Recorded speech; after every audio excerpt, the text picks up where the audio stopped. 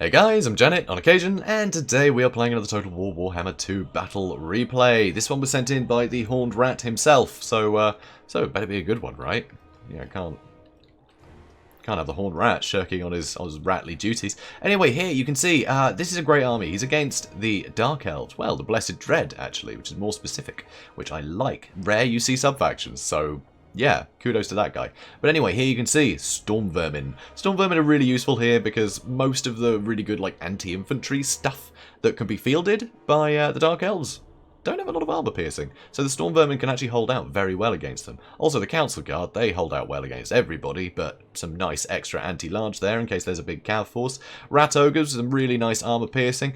Some Skaven Slaves just to soak up some, you know, some crossbow bolts, I suppose, early on. Some more Clan Rat Spears over there for some extra anti-large, and in the back. So yeah, I think it's 3 units of Rat Ogres. Hellpit Abomination, if you hadn't noticed him already. Great anti-large, obviously. Weak to fire, though. Fire Sorceress is a common pick here, but I mean, there's a reason why. It's because you don't want the Hellpit Abomination from murdering everybody, because the Hellpit Abomination is a great pick here. It can really help duel those big baddies, you know, the big sort of, you know, Malekiths and the like. So, really useful. And with Skrulk, with Liber Bubonicus backing him up, that's going to be very handy indeed. Also, there's a Warlock Engineer, so just being in combat with that Warpstone armor, he's going to be just making everything suffer. And when you've got Storm Vermin, he's actually far better, because that front line is going to hold a long time, he's not going to be secluded and sniped out, and just the battle's going to last longer when it's all Storm Vermin. You know, they will hold stuff at bay for a long time, and the Warlock Engineer can get mad value. Also, there is an Assassin. Opening Gambit of the Rival Hide Talisman here. Sorry, that's the Assassin's Trophy, the Rival Hide Talisman. That minus 44 melee attack for 30 seconds. When you've got this kind of DPS, that is much better again, because they're all quite glass cannony, things like the Rat Ogres. But if they're not taking any damage from the enemy, they can just let their damage ride out, which is amazing. So really good synergy in this army. There's some really good stuff here. So, his opponent, you can see a ton of Black Ark Corsairs. Like I said, great anti-infantry, but not so good against armor. He does have a load of Corsair handbows, which I think are a fine pick in this one. I think Corsair handbows are just super useful. They can get some really good damage into any of the big scary monsters. And yeah, even just shots into the back of Storm Vermin can do a tremendous amount of work. So I really like the Corsair handbows here. They can also fight off any of the Clan Rats in combat, and they're bound to have summons placed on top of them and things. If they were Dark Shards, they'd just get killed by all those summons. These guys, no, they're able to fight them off in combat. You know, they are reliable enough to do that. So, in the back, Blades of the Blood Queen, very good for killing all of those Storm Vermin. Definitely one to watch out for. Also, some Cold One Dread Knights, some Cold One Knights, and some Dark Riders with shields. I don't think you really need the Dread Knights. I think you just go with Cold One Knights, so you've still got the anti-large, and you've still got armor piercing. The stats are slightly worse for the Cold One Knights, but anything you're going to need the anti-large on, you know, is armoured stuff, right? It's only sort of large armoured targets. There aren't very many sort of armoured, like, infantry. I mean, Storm Vermin, yes, but that charge bonus will get you through. It's fine. I don't think you need to spend the money on Dread Knights. But also here you can see Loki of Felheart regenerates in combat. Brilliant! But if you can just tank his health down really quickly, he can't really afford to be in combat. But I think he's actually a really good pick here anyway. He's a really good duelist. If he can get his hands on any of the Lords and Heroes, he'll kill him in seconds. So, very nice. Also, Sorceress of Fire. So, Burning Skull and Fireball. Fireball can snipe out Skrulk or any of these heroes super easily. Does extra damage against the Hellpit Abomination that's weak to fire thanks to its regeneration. And the Burning Skull can just kill 1 billion units of chaff in one go. But not so great against the Storm Vermin. It's not so good against armor. It's good against chaff. But Fireball is still brilliant here. Fireball always has a use because there's always a Lord or Hero that you can snipe out really easily with the Fireballs. So here you can see Dark Riders are charging in, just to add some mass to this. Corsairs are going to be shooting in, but the Rival Hide Talisman has been procced. But what I find quite amusing is the Assassin seems to have got punted away, so he wasn't able to actually debuff them until the Cold One Knights came in, and now they are suffering, and that is really painful. Cold One Dread Knight still holding back, Blades of the Blood Queen still holding back. Good to keep these guys in reserve. You can see the Skaven Slaves obviously getting chased off. Clan Rats are going to have a similar problem. But there's still Corsairs here that can push up and get into this melee, start blocking in more units. Here the Witch Elves are pushed in to try and rampage some stuff, which will help hold them in place for the missiles to do some work. Here you can see a Fireball is coming in. Loki of Felheart has already taken a Liber Bubonicus, and you can see he's suffering for it. He needs to be in combat, but when there's not a lot of chaff for him to just sit in, fight and heal, it's going to be a lot harder for him to heal up. So he's going to be doing some damage, but he's going to be taking a fair bit of damage too, and that is a problem.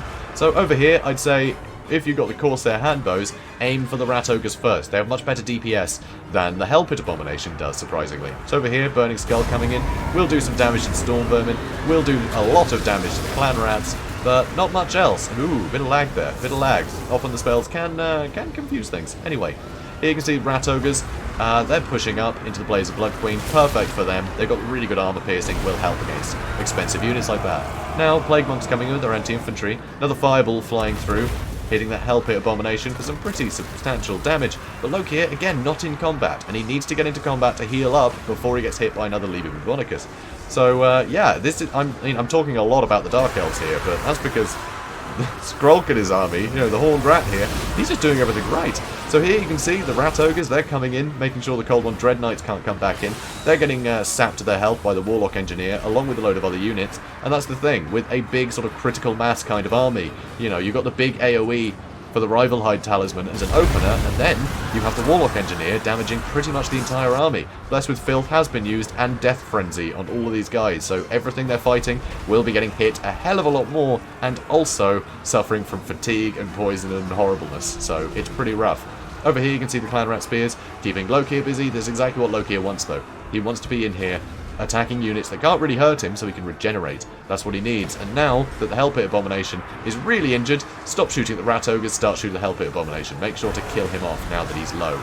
And the Rat Ogres look like they're struggling a bit anyway, just under the amount of fire they've taken throughout this whole fight. But they're still, all of the Lords and Heroes are fine. They're all totally fine and could do a ton of damage. Here, Rod of Corruption, helping just whittle away all these units, and that does a lot of damage to things like Blades of the Blood Queen, because it doesn't care about armor. So over here you can see the Rat Ogres and the Clan Rat Spears made sure to get the jump on those Dark Riders again, and also some Cold One Knights, I believe, are over there. And he managed to shut them down before they could rejoin the fray, which is very, very nice. And look at all these effects, all these little weird effects, the little arrows of thing. That's all the Warpstone armor. All of these are units getting hit by it. So the Warlock Engineer is damaging all of these units, and even with them fleeing, they are still taking damage, which makes it more likely they're going to shatter, and far less useful when they come into the fight. So everything now is breaking, except the Blades of the Blood Queen. Still low, you can see the Black Ark Corsairs are still going, but Storm Vermin are coming back into the fray. Some summoned units keeping the Dread Knights busy. Over here, Loki has broken. I think he got hit by the second Lebu Bonicus. He's got to get out of there. And here, another Burning Head. Bad idea. Bad idea. Just use Fireballs. This is too expensive and it doesn't do enough damage. It does nothing to the Lords and Heroes, and they are a priority right now. A Fireball into the Assassin or Skrulk would have done a ton of damage and probably hit both of them. I mean, I reckon prioritize Skrulk, but he has used both of his Lebu Bonicuses now. So, yeah, maybe the Warlock Engineer, to be honest. Or even the Assassin, who's wandering off. Where are you going, boy? Where are you going? You're not gonna... Alright, he's off. He's off. Don't mind him. His job is done. He's off. So here, more Rat Ogres are joining the fray, and here you can see Corsairs are getting bogged down. Over here, Loki is about to run into combat, and he needs to use Dreaded Duelist. He needs to use that ability to get his melee defense high enough so he's not taking too much damage from the Storm Vermin and might be able to get some healing in, because he will be taking damage as he's fighting. And that's enough to break him again. It's enough to break him. So, more shots coming in from the Corsairs, but with all the Lords and Heroes in such fine shape, there's pretty much nothing you can do. Fireball is the only thing.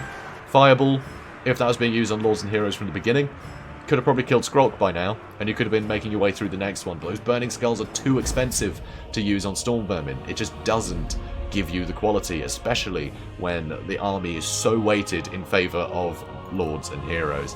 So I think that's a real pity. I think this is a really cool build, but he just didn't use his spellcaster right, and that can really cost you. The Horned Rat, on the other hand, he was using everything right, you know. All of his abilities were AoE, and he made sure to keep things clumped, knowing that there was no threat. There was no threat with this army. The Storm Vermin, the Council Guard, you know, all the Lords and Heroes, Burning Skull wasn't going to do enough damage for it to really matter. He was able to keep his DPS much higher than his opponent, and it meant that whatever got thrown at him got dealt with. I mean, I say that, 145 kills for the Blades of the Blood Queen, but they're the Blades of the Blood Queen, right? That happens. A lot of it was summons, a lot of those were the Plague Monks that got summoned, and yeah, I mean, a lot of these kills were just the odd bit of chaff. You can see only 19 kills for the Sorceress, and that's how you know that spell was not worthwhile. So that is a big lesson that I hope this guy took with him fireballs on all these lords and heroes, and the Horned Rat would have really suffered by the end. It would have been so difficult to keep these guys going, especially if he could have kept Loki out of the fight early and whittled down Skrulk with fireballs. You know, it would have really helped. Would have really helped early on to get rid of him before he could use, you know, maybe 2 Libubonicuses. Maybe get one off, but could have probably been killed before he used the second, and Loki would have had half his health left and could have easily dueled the other guys. You know, that would have been huge. I mean, sure, Trophy Head is a bit of a nightmare, but well, no, it's Assassin's Trophy, isn't it, for him? But yeah, that would have been a bit of a nightmare for him, but he's still a great duelist. He could have dealt with these guys.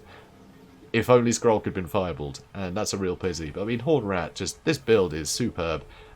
Beautiful synergy, and I think it works great against the Dark Elves that just rely on certain things, you know? I think one thing that could have really hurt is if it was a big Soul Stealer focused army.